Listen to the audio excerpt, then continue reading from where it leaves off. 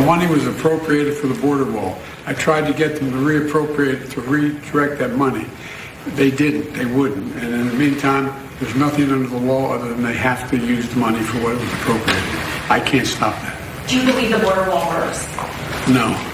Who are they? Isn't he in charge of the country? No, Congress appropriates the funds. Well, okay, so he can't get Congress to get that money and use it for something else? What bothers me about this, though, and it's a big criticism of this administration and Democrats in general, is their messaging sucks. I'm sorry, it murders me. I don't mean to laugh. Those are honestly, they're the dumbest people. It's amazing to me that they drive a lot of our political conversation in this society. But let's talk to Adrian about that, about the border and what the right believes, what the left believes, what anyone believes. Joining me now, staff writer and a great one for Timcast News, my friend Adrian Norman. Okay, Adrian, Biden administration comes out after stalling the whole thing, says, hey, we're gonna build some wall. It doesn't work and it sucks, but I have to. What is this? I'll tell you how I interpret it. I interpret it as the black community, the urban black community, is angry about illegal immigration, and the Democrat Party needs them to be motivated coming into an election year. And this reeks to me as a pat on the head, so they just shut up and go away. Am I interpreting that wrong? I don't think you are, man. I mean, the big question that I have, and again, the question that she raised about the messaging had to do with the timing, right? Well, it had to do with the fact that this was appropriated funds by Congress from 2019. Next year is the 2024 election. So the question on my mind immediately was, why now? Why all of a sudden are they interested in at least feigning like they're interested in border security when this entire time we've seen an unmitigated disaster at our southern border? The only thing that's changed is that liberal cities are now being flooded with illegal migrants from states like Texas and Florida, and they're being overrun. And now they have to deal with this problem in their own backyard, which they never wanted to do, they never anticipated to do. The idea of being a sanctuary city was always just smoke and mirrors. It was just a sort of a talking point and a PR stunt to placate their voters. But now that they actually have to grapple with the reality of what it's like to have to provide for hundreds of thousands of people who aren't really supposed to be in this country in the first place, but you're statutorily obligated to provide for these people to the cost of New York City is projecting $12 billion over 3 years. And now the chickens are coming home to roost and they don't like what they're seeing. $12 billion over 3 years. Adrian, if you believe that Democrats want the border open, and half the loser Republicans too, by the way, if you believe they want the border open, how can a nation, any nation, large, small, powerful, weak, survive that? No nation can survive importing mass quantities of poor people from any part of the planet, whether they're just looking for work or terrorists or who knows. It doesn't matter who they are. No nation could survive that. We can't survive like this. Well, you're absolutely right. I mean, even before this crisis. So look, since Biden's been in office, we've had 7.2 million illegal aliens flood into the United States. All right, 7.2 million in just 3 years.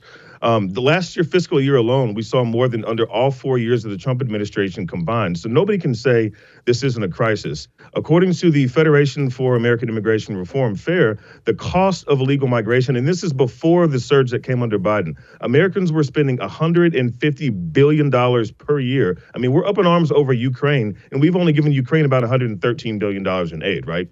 Illegal aliens cost this country $150 billion a year before Biden's migrant surge. So that number is going to go up to 160, 170, or $180 billion every single year.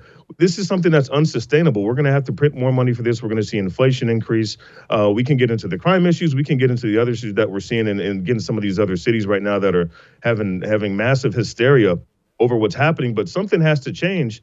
And the thing I think that frustrates me the most is that neither party, neither Republicans nor Democrats, seem to be serious about actually solving this problem. Why aren't they serious, Adrian? Okay, let's set aside the commie scum for a second. Why aren't Republicans at least pretending to be serious about it? In all seriousness, no, we just talked about how a nation can't survive. We can't afford it. Even if you think we can survive, we can't afford it. It's dividing us because we don't share common values at all when you import other cultures that aren't similar to your culture. Why don't Republicans care? Well, I've heard several theories. I mean, a large chunk of the Republican donor base actually wants the cheap labor, so they want to keep the border open.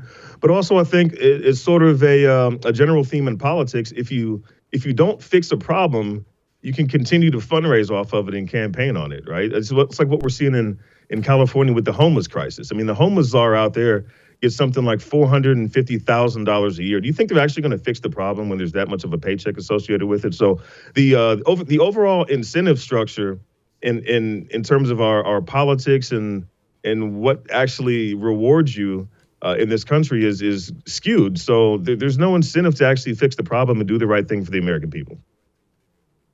State employee in charge of homeless people makes 450 G's a year. You can't make it up in this country, I'll tell you.